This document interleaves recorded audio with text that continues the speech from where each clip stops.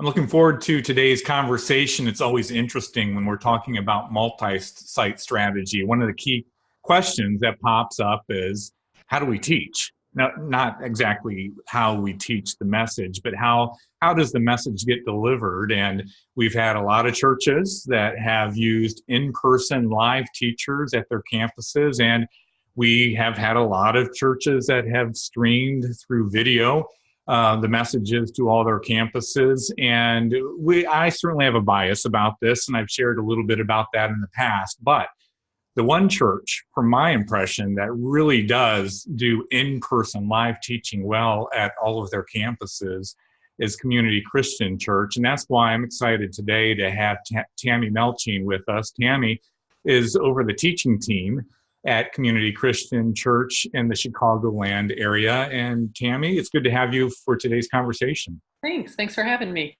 So before we dive into the specifics about teaching, give us a little bit background about Community Christian Church, how many campuses, things like that.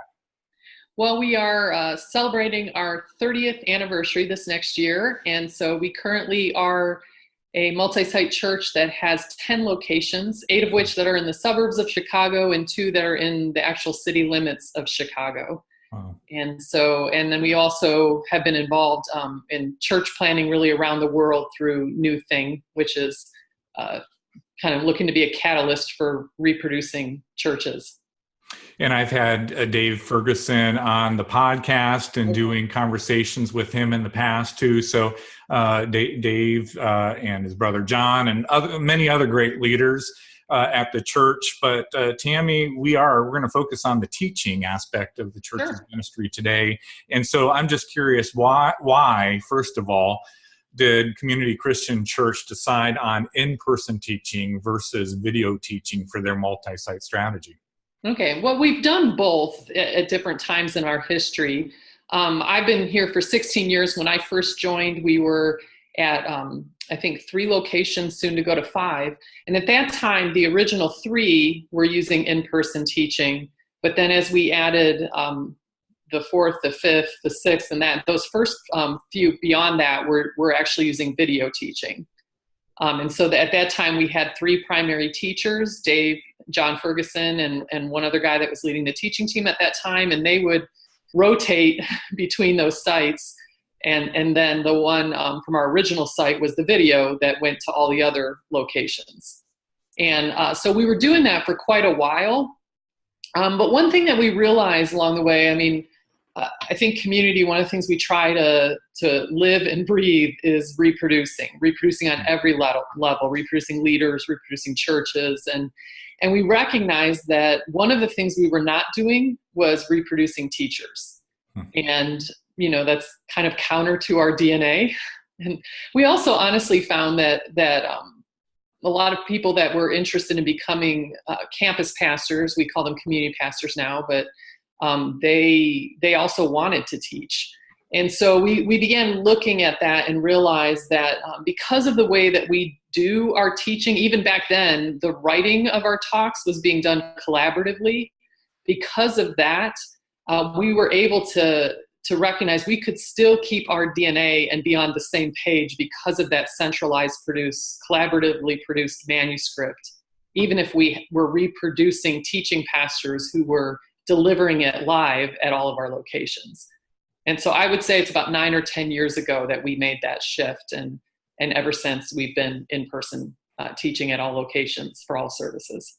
And is that always the case? Is it 100% in-person teaching, or do you ever revert back to using video teaching as well? Yeah, the only exceptions have tended to be when we occasionally, maybe once or twice a year, we have, and like we want all of our entire church to hear from Dave Ferguson or Dave and John Ferguson.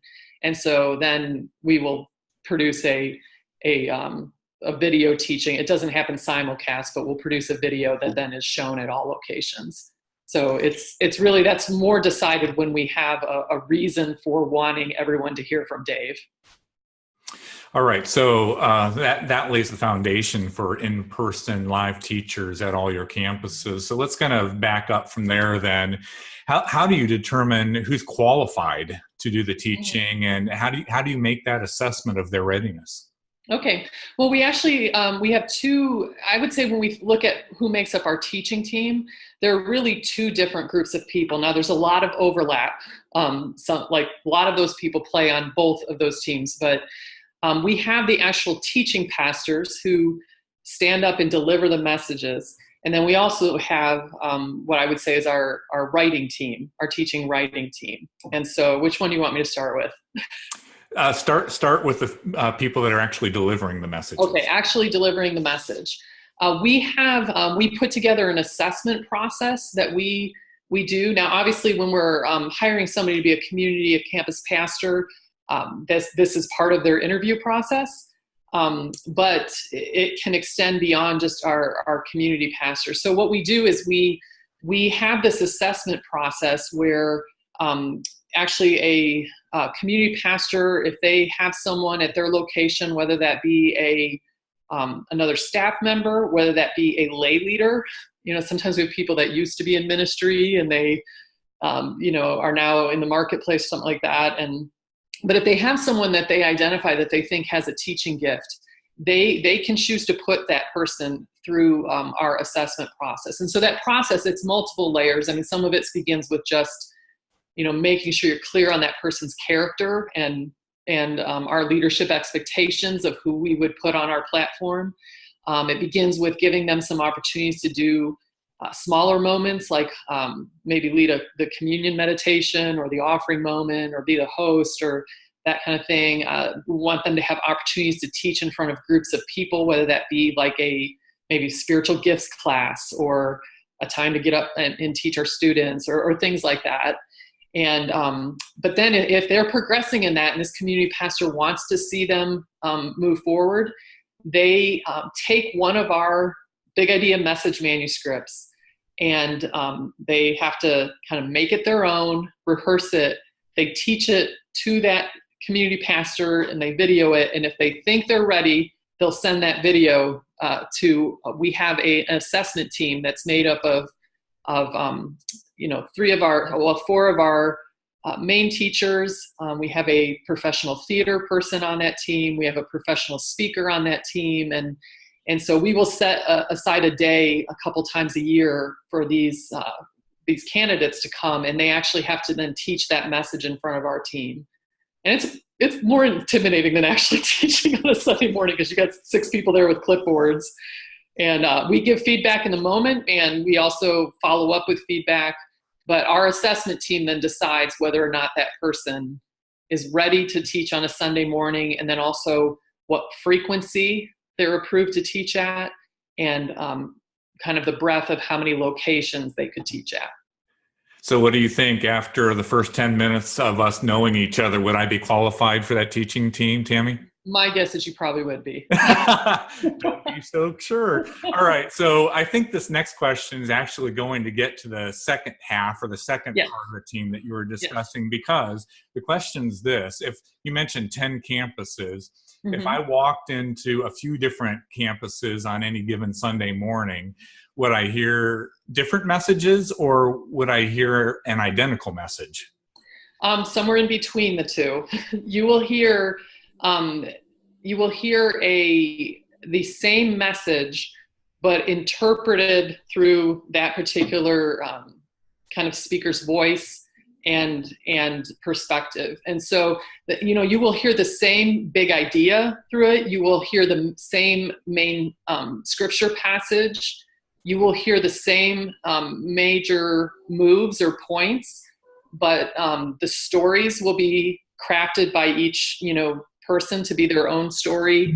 The way that part of what we say is like, if here's an idea that is in the message, you need to communicate that idea. And for some people, they might be, okay, I'm just going to this is really just teaching material. I'm just going to teach this the way it is. But some people might say, hey, I have an experience that makes that point. I'm going to tell my story to make that point. Or I'm going to put it in my own, words to make that point. And so you will know that you're hearing the same message, but it'll take on the personality of the person delivering it. So the team that's actually creating the messages, Mhm. that are researching and writing and crafting the messages, how big is that team, Tammy? I think the last couple of years we've had around 22 or 23 people contribute Wow. to writing during a year. Yeah.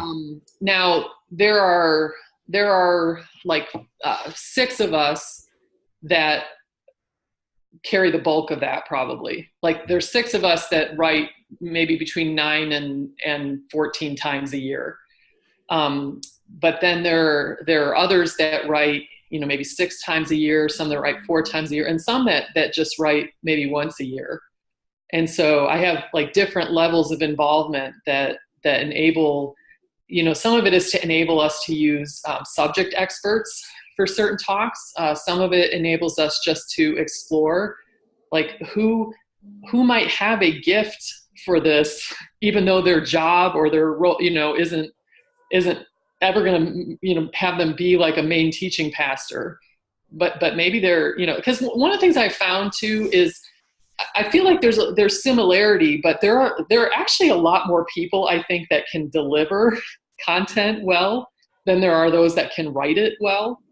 I would be one of those people.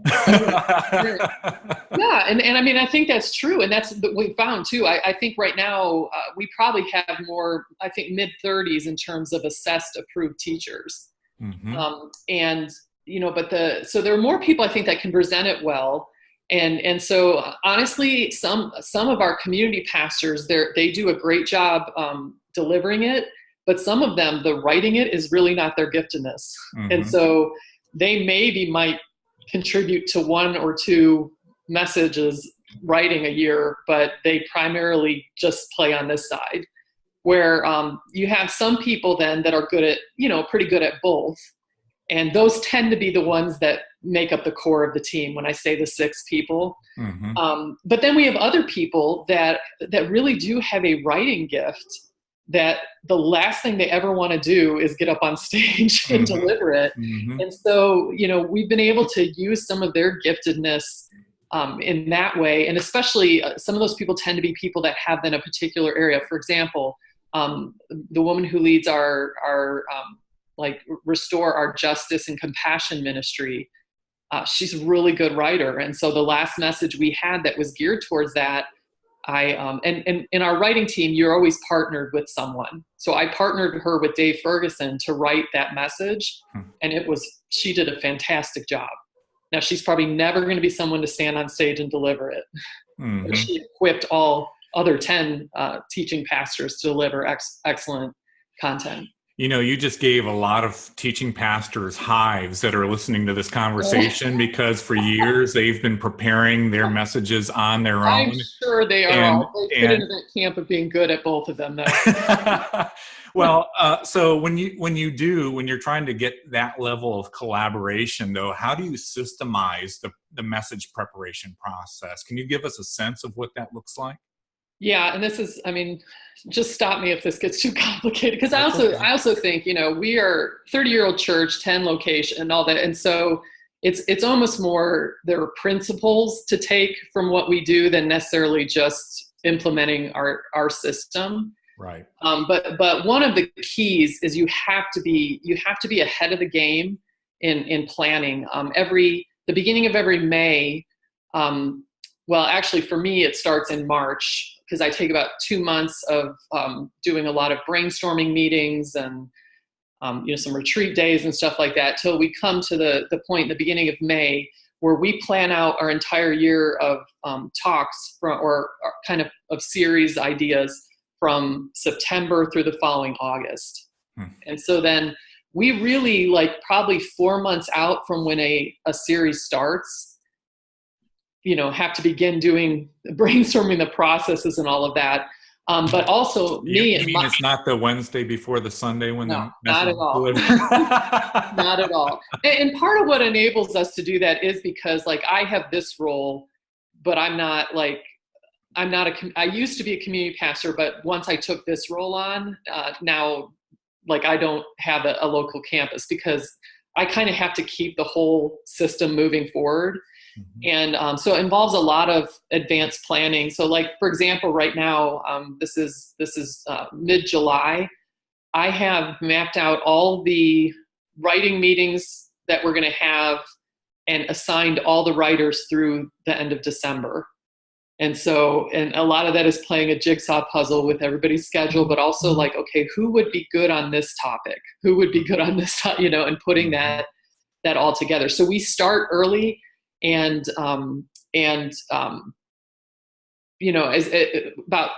4 months out, start thinking about a series. About 3 months out, we have what we call a map that really shows where we're going.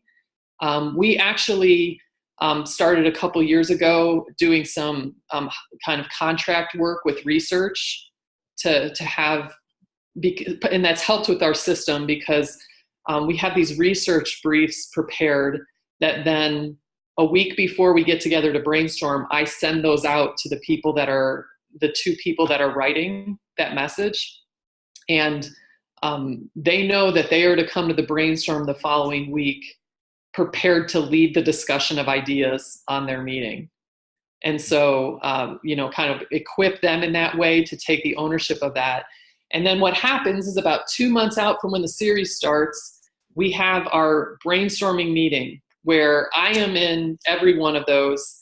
And then I usually have one of my key writers in there with me, but then these other writers rotate in and out of the meeting.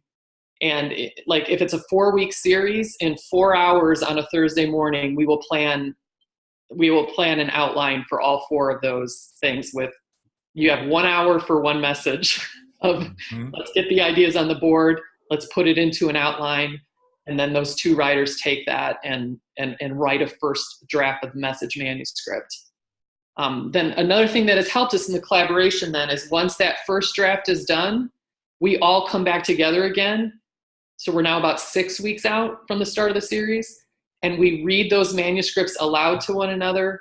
We take notes on what needs to be edited and what needs, giving just feedback from that. And then the manuscript goes through a process of editing, 2 more stages of editing before we get to the week where we're actually going to deliver it. So by the time you're standing on stage to deliver one of these, that, between the people that helped with the concepts and the brainstorm and the writing and the feedback given to it and then the editing, that you're standing there and about 8 different people have helped make this talk what it is. And it also, like, as a teaching pastor, gives me a lot of confidence that, if something didn't make sense or was theologically off or something like that, there are so many checks and balances that it would have been caught. So I was trying to do the math in my head. I don't know if you've ever done this, Tammy. Do you know for any given Sunday message, the combined number of hours that have been invested in that message? Oh, I don't know, but I'm not really sure what the total would be. But I think one of the things our system also does is now obviously this is my role. And so like, I'm sure that I put the most hours into it. But if you are a community pastor, campus pastor that's teaching this, where some of them have said, 5 to 7 hours of them making their own edit and rehearsing, and they're ready to go. Yeah, I'm glad you shared that, because this is one of the challenges I have seen for multi-site churches that have chosen the route of in-person live teachers at all their campuses. Is when they make that choice, commonly it's not with the collaborative effort. And then it becomes the 20 to 25, 30 That's hours. right. Yeah. And it takes away all the hours that campus pastor really needs to be investing in leadership. And that's what we don't want to do. And that's part of why we have the system the way we have. I mean, we have it because, partly for that, and also because we believe that we're better together than any one of us would be on our own. So we believe that what we're, these talks are not my talks. They're not this. They're the talks of our community. But yeah, if you've not been a part of the writing, I would say 5 to 7 hours. Mm-hmm. Now, if you also were the person that, contributed to that talk, you probably add, 2.5 more hours for the meetings that you've been in, maybe another hour and a half that you spent preparing, and then maybe a couple hours that it took you to write your half of the draft. And so even in that, you're still looking at, and if they're doing that, like if they're a writer, they're probably only doing that once every like 6 weeks. The other weeks they're getting the one that other people have written. So well, you just proved John Maxwell was right again. The team outperforms the individual every time, right, Tammy? I hope so. All right. So last question. When it comes to this, again, this dynamic of how we deliver messages in multi-site churches, in-person live teachers versus video teaching, any other final do's or don'ts you'd like to share with those that are listening in? I would just say that, that last thing that I said, we're better together, that no matter how you choose to do it, I feel like figure out the parts that, like how you can collaborate on that. So even if it is just the one person delivering something through video or simulcast or something like that, what's the team behind that?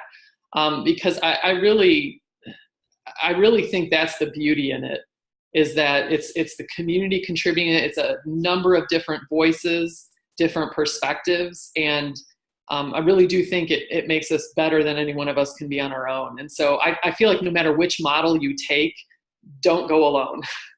I fully agree with that. I actually think it's also a great reflection of the body of Christ in action too. Absolutely. Even with the teaching that happens in our churches. So Tammy, thanks again for joining us today. I really appreciate your perspective and wisdom when it comes to the teaching that's happening at Community Christian Church. And I really do think this is going to be an encouragement to other churches. So thanks for joining us today. All right. Thanks for having me.